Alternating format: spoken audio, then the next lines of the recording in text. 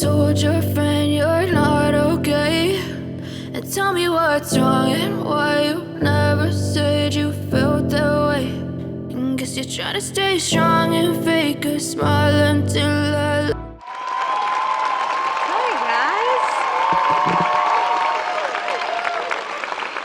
Hello. Good morning, class of 2019. Thank you so much for having me. It is an incredible honor to stand here before you today. Thank you to the faculty, to the guests, the families, and to all the gorgeous students among us who are, beyond the shadow of a doubt, nursing raging hangovers and praying that this Disney princess keeps the let it go metaphors to a minimum, so I see you. I got you. I want to start today by sharing a secret about myself that you might not know. I did not graduate from college. Whoopsies. Dean is in a full flop sweat thinking, oh my God, nobody double checked. I had a feeling when I saw her outfit, because no one with a respectable degree would wear hoops of that size, who let her in here. But that leads me to another thing about me, which is I'm nice. And as it turns out, when you are nice, people tend to overlook a lot. In some cases, this could include experience, credentials, not having your driver's license at airport security. And yes, that's a true story. Twice. And you might say, Kristen, no, that's not a result of being nice. That's the result and the privilege of being a recognizable person. And okay, that may be true, but I will counter with my husband, who is also highly recognizable and doesn't get away with anything. Literally 10 out of 10 times, he is getting a pat down at TSA. And that's because he's just not as nice as me. Don't get me wrong, I love him. I love him. He's brilliant, he's hilarious, he's literally my favorite person. But is he the nicest person? I don't know, guys. I just don't know. And I tell you this at the risk of divorce, because I can't offer you the tricks of how to wield your shining diploma to ensure success. I can't tell you the answer to the age-old actor's dilemma, should I move to New York, should I stay in LA? And for goodness sakes, I cannot tell you what a Magna Carta is or what it even does. I literally don't know.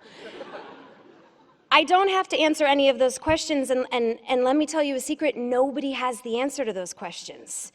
My sole trick to share with you is when you listen, when you really listen to people, when you listen as fiercely as you want to be heard, when you respect the idea that you are sharing the earth with other humans, when you lead with your nice foot forward, you'll win.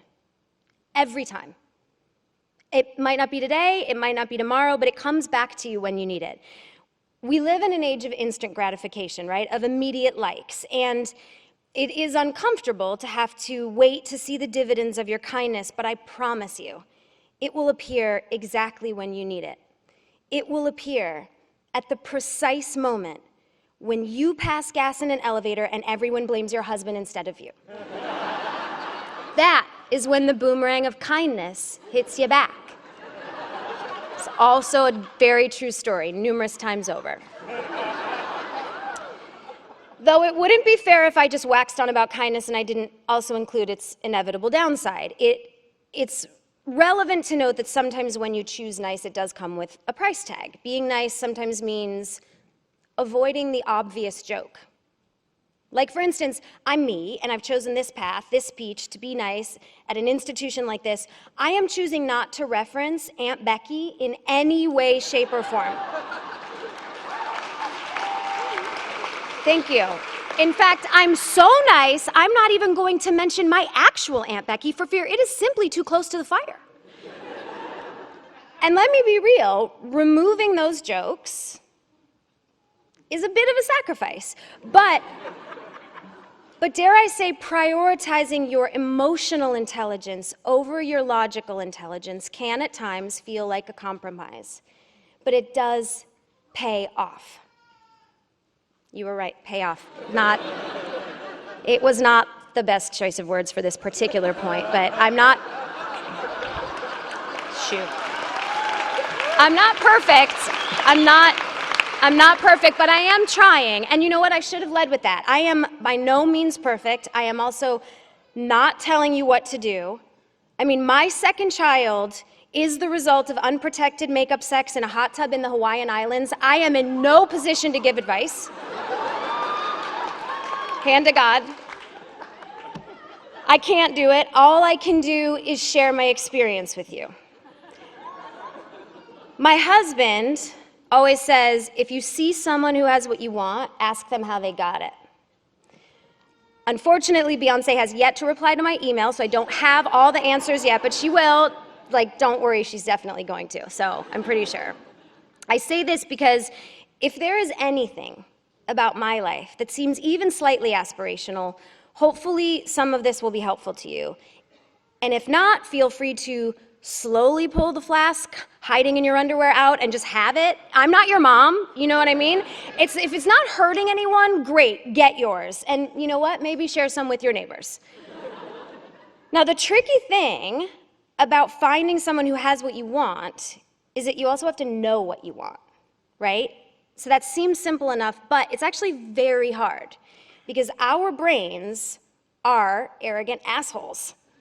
The brain thinks it's running the show, but the heart is secretly pulling the strings. It's very true. Our brains are the King Joffrey of our bodies, and our hearts are the Granny Tyrell, right? Very true. We think we know what we want, but we often have no idea what we need. And because of that, we often approach life with one goal, and we end up finding our real purpose along the way. When I left New York and I came to LA, I had the singular goal of becoming the lead on a TV show. I had gained some experience in New York playing a naive, weed-obsessed sexpot in Reefer Madness. I thought, perfect, I'm ready for Los Angeles. Surely I will be embraced immediately. So I hopped on a plane, I arrived in the land where the streets are soaked in sunshine and self-tanner residue. I had the confidence of an overserved freshman at a frat party. I was like, here I am, and I began the process of auditioning, which it's really just a condensed way to say driving back and forth to Santa Monica in rush hour traffic, but the feedback that I received was that I was always either too young, too old, too cute, too plain, too smart, too ditzy. It was as if Goldilocks were every casting director, and I just couldn't nail it. And eventually I started booking some co-star and guest star roles, but my coveted lead eluded me, and I would go to bed negotiating with the universe.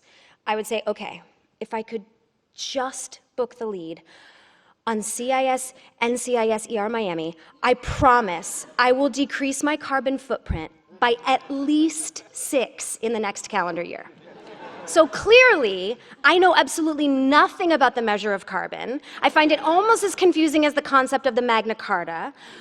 But then it happened. I was cast on Veronica Mars, which was my first show, and everything I ever wanted was in front of me. I was earning a real paycheck. I was the lead of a TV show.